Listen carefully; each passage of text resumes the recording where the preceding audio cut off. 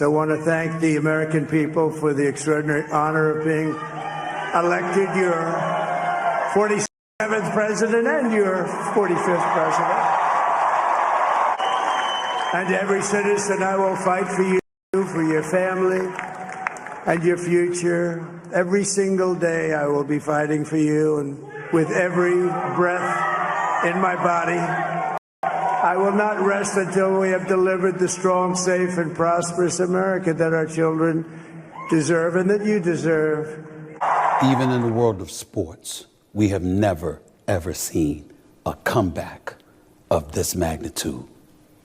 On this particular day, no matter how much we might not like it, we all got to stand down and give props to the 47th president of the United States.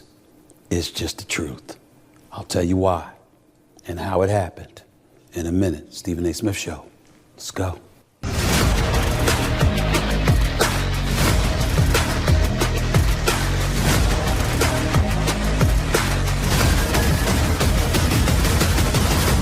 Let's get started with politics. That's where we've got to go because there's no other place to start today other than the re-election of Donald J. Trump as the 47th president of the United States of America. Trump's victory was called early this morning. Needing 270 electoral college votes, he finished the evening with 292 to win the White House. Trump's re-election is a crushing blow to Kamala Harris and the Democratic Party. He reclaimed the White House with a unique campaign that relied heavily on a voter turnout operation that focused on one familiar issue: the economy. In addition to that, the president-elect managed to peel votes away from once reliable Democratic support groups such as the Latinos and, of course, black men. Donald Trump's return to the White House is the greatest comeback probably in American history. 34 felony counts, 2 impeachments. I can't count the number of mistakes that he has made.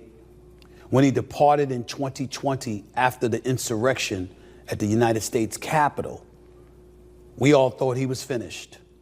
He was done. He went back to his hub at Mar-a-Lago in Florida, and the next thing you know, plotted a return to the White House that, regardless of what they tried to throw in his direction, nothing worked. Nothing worked. Now, we could say what we want about his policies, whatever they may be. We could say what we want about his character, whatever you want to say. But when you think about leaders, one of the primary elements you're looking for from them is fight. Are you somebody that has alligator skin and a level of intestinal fortitude that few can rival? So when you got to go into the lion's den and deal with adversity, you're more than capable of doing so. Ladies and gentlemen, I don't know if any of us can definitively say we could deal with what Donald Trump dealt with and still end up back in the White House. But ultimately, his focus on the economy and inflation ravaging us all, combined with the border issues, immigration, and over 11 to 12 million migrants entering the country illegally and focusing on that, I thought that there were certain things that he did that were nothing short of brilliant. What about crime in the streets?